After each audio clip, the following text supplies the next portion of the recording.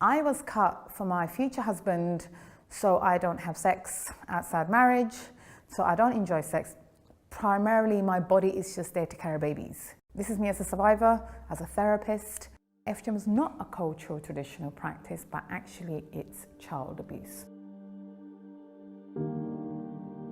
That particular day was quite interesting, and it was only my neighbour's daughter that said to me, "Oh, you must be really looking forward to today." And I was like, okay. And I thought, well, it's not my birthday, what the hell's going on? And she said, "Oh, you're having your gudnin done." So gudnin is FGM in Somali. She must have been 8, 9 years old, so it's a child telling another child what's about to happen to them. She started to explain what it was, and I'm sitting here thinking, but Mummy told me no one should touch my body. So it was a conflicting messages that was going on in my head.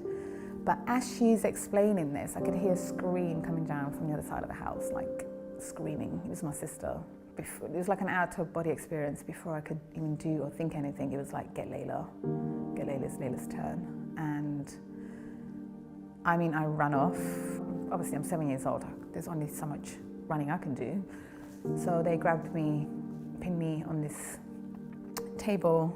Women who held me down, these were aunties, family members, family friends. Before I knew it, I was screaming and I could feel my flesh being cut off. But I just remember him saying, you're being naughty, you just behave yourself, it doesn't hurt. And I blacked out from that moment. So had FGM done, was home for 2 weeks recovering. The weekend after, we were back at the beach. Life was normal again. That's just the way it was. Once you undergo something like this, there's no way back. There's no way back from this. My mother wasn't just cut once, she was cut twice because a neighbour thought not enough flesh was taken away. And for me, when we talk about FGM, there's so much focus on the type and what happened. What we need to focus on is this idea that we can just go and examine children's genitals. What I experienced was actually one of the worst forms of abuse. The doctor that cut me would never be seen as a paedophile because he's checking my genitals under the label of a doctor. People give me many reasons. They would say, it's their religion, it's their culture. I mean, none of the holy books mention it. It's practiced amongst all religions, but none of the books mention it. However, fundamentally, FGM, it's there to control women and girls' bodies, especially their sexuality. I mean, every 11 seconds, a girl is being cut.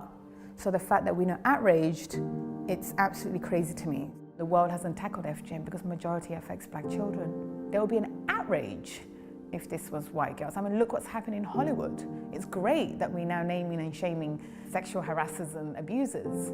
But black women have been doing that for a while, but no one listened.